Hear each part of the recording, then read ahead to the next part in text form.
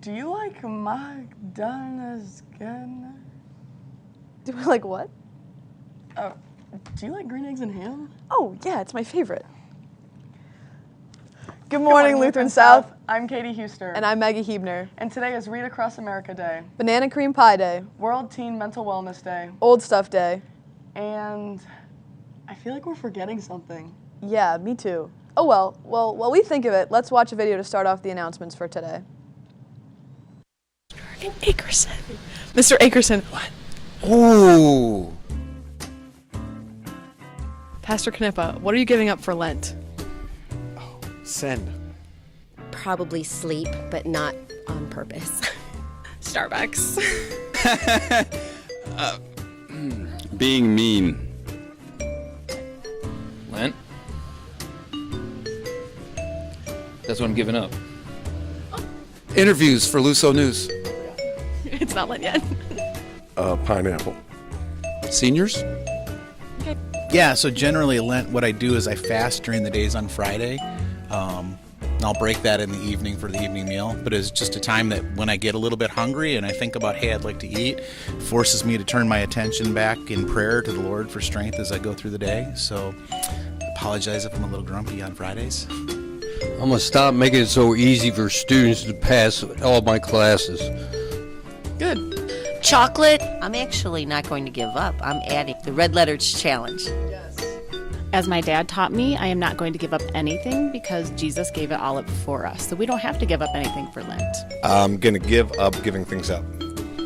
I am giving up fast food, but better than that, I'm adding extra devotional time into my Lenten season. You know, I never have given up anything for Lent. I take other things on for Lent is actually what I do. So my family and I are going to be serving more this Lent season. I'm giving up all my complaining. I complain way too much. Unicorns. Wait. I'm going to give up sweets. I guess soda. We'll keep it minimal. I could give up candy. TV. I know, it's a big decision. Does that include movies? No. Social media. Will you actually? Yes. Ash Wednesday. We should have known. Hey Katie, what are you giving up for Lent this year? I think you should give up your boot obsession, or maybe this. Well, I was thinking of giving up having my attitude. Yes, good. Magdalena. Anyways, let's hear from Kate with Rowdycast. What's up, guys? I'm Kate. I'm here to bring you some sports news. Sadly, winter sports are coming to a close. Our Lancerettes are in first place in hip-hop at state last Saturday and fifth in pom. Way to go. The guys' basketball team won the first round of districts on Saturday against Pacific in a close game of 47-43, advancing them to Monday night's game against Webster, which unfortunately ended in defeat. Good season, boys. The girls' basketball team also won the first round of districts 61-1 against the Collegiate School of Medicine and Bioscience. We play again last night, and I assume we did great. If so, the district championship game will be on Friday at home. Playoffs for cornhole began yesterday. You better watch out for the 12-seed tandem Chris and Michael Lind as they look to continue upsetting the lower-seeded teams in their path. Good news, spring sports tryouts started on Monday this week. How exciting. Thanks for listening. Back to Maggie and Katie at the desk. What? Thanks, Kate. Great job, Lancerettes. Congratulations on a season well ended. And the girls' basketball team did win last night. Wait, does that mean? Oh yes. Pop out this Friday at 6 to see your girls' basketball team take the district title. The theme is business formal. Dress your best. Pack the student section. And don't forget to bring $5. Moving on to weather, let's hear it from a report from Bella.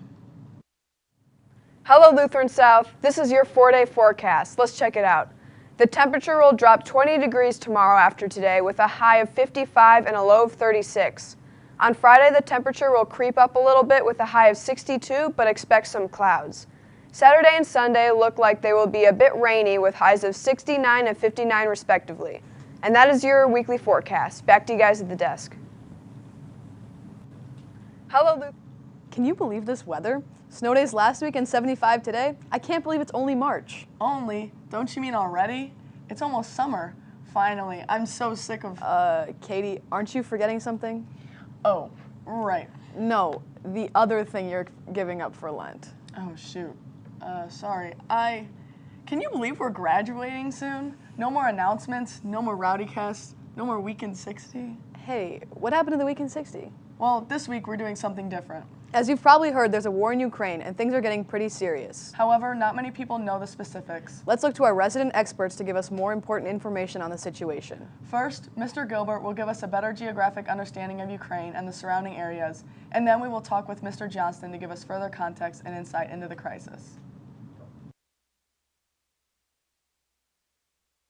Hello and welcome to this learning area. Today we're going to take a deeper introspection of the country of Ukraine based off the things that are going on in the world right now. So how about 43 million humans? That's a lot of humans to deal with. And here's the tricky part. Why is Russia invading? Well, not to justify it, but 17% of them are, 17% of Ukrainians would see themselves as Russians. And of course, they're more in the eastern portion there.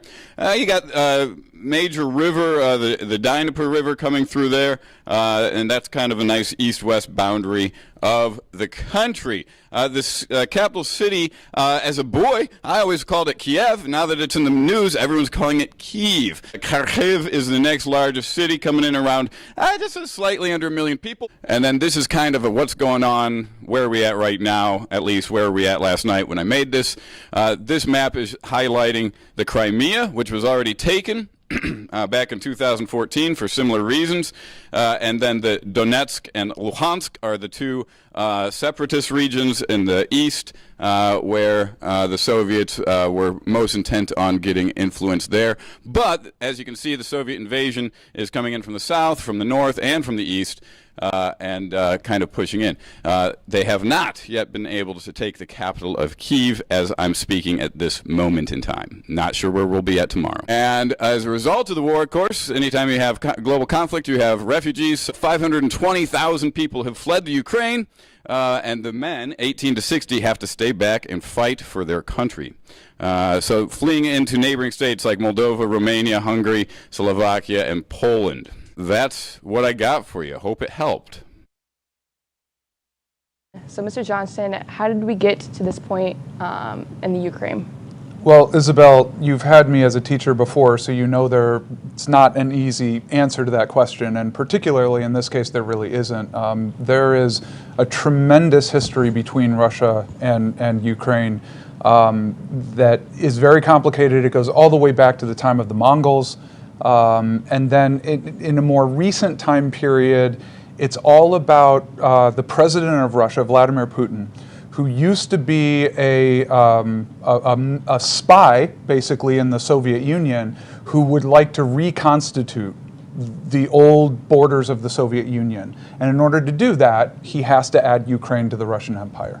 What do you mean by reconstitute? So the Soviet Union was a country that was developed between, say, roughly 1920 to about 1930 or so, that when it broke up in 1991, several nations came out of it. Russia is obviously the largest, but Ukraine is another nation that came out of it. The importance of Ukraine is that it held a vast amount of natural resources that were beneficial to the Russian economy. And it dates, going back to when the Soviet Union was created. The person who created it, a guy by the name of Lenin, said that the Soviet Union would not work if Ukraine was not part of it. So can you give us an update on what the ground looks like at Ukraine right now as far as where the soldiers are for Russia and the Ukraine? I can't. I think it's very important. I know we don't do this all that often, but I think it's important to actually note when we're recording this, right? So we're recording this at about 1 o'clock yesterday. So by the time this is viewed, it's going to be different. But as of right now, the Russian forces have been slowed outside of the capital city of Kyiv. They have, from what I've been able to gather, they have a large number of forces. I was reading reports earlier about a convoy that was miles long outside of Kyiv, waiting to enter the city, but the Ukrainian resistance has been very strong, particularly in Kyiv and some of the other major urban areas, which has really slowed the Russian advance to a degree that most experts, of which I'm not one, I'm not a Ukrainian expert, but most experts have said that they believe that Putin has been very surprised by the Ukrainian response, the Ukrainian resistance, and has not achieved his goals as quickly as he thought he would. Why is this something a teenager in St. Louis should care about? There's a couple of reasons. I think number one, it's not just, particularly in this place, it's not just that we're teenagers in St. Louis, but we're teenage Christians. And as teenage Christians, I think that we should be concerned about any form of conflict. Christ tells us to turn the other cheek, and while there are justifiable wars, war in general is something that we should try to avoid, I think, generally speaking. I think we have to realize that to a large degree, we ourselves as a nation are at war right now. And it may not be the type of war that the Ukrainians and the Russians are involved in, but the sanctions that have been placed on Russia are an attack against the Russian government. They are an attack against the Russian economy, which puts the United States in a position where it is a major component of this war, and we have to recognize that Putin may be pushed into a corner that will force him to strike out in ways that we can't really predict and may bring pain to the United States, maybe not physical pain, but possibly economic pain, possibly cyber attacks that would weaken our computer infrastructure, weaken our electrical grid, things like that. I think the other thing is to just stay informed. I was talking to my AP World classes earlier, and I think one of the really important things to note is that when there's a conflict of this size, the world is changing. And this is a world that you guys are entering into. And you're going to need to understand what that world is that you enter into, and it will be different as a result of this conflict. In what ways, no one is quite sure yet, but those are things that you should be aware of as you go to college and as you get into the professional world, because the world will be different when you come out of college as a result of this conflict than it was when you went in. Thank you. Oh, it's my pleasure. We have a few more announcements before we leave you to decide what you want to give up for Lent. Or which Dr. Seuss book to read next. Key Club is hosting a baby shower for the South County Pregnancy Center. We will be collecting items in Kairos starting this Friday until spring break. Our Kairos leaders will learn more about it today, but look for a list of items you can bring in on Friday. This is a house competition. Speaking of Key Club, there is a meeting tomorrow after lunch. Come help make signs for the baby shower. Baseball's Night at the Races is this Saturday in the gym. Doors open at 6:30. Wind Symphony has a concert Sunday at 7 at Concordia Kirkwood. Jazz Band's concert is Tuesday at 7 in the Coolman. Seniors, at the pep rally a couple of weeks ago, your class won an ice cream for coming in first in the blindfold mannequin game. Good job, Lily. Good news, Student Council is coming through with your prize today. Stop by the Stuco table in the cafeteria during lunch today to get your free ice cream sundae. Freshmen, sophomores, and juniors do not get any, no matter how hard you beg. Seniors only. Also, a special reminder from Mr. Butterfield. Today's Ash Wednesday. Take time this evening to go to church with your family and remember whose you are. Well, that's all for today. Until next time, try some green eggs with your ham. Don't steal Christmas. Try to hear a who. Maybe run the zoo. Hop on Pop. Look for a walkin' in your pocket. Try to teach a sneech. Don't have a so-so day. Have a Luso day.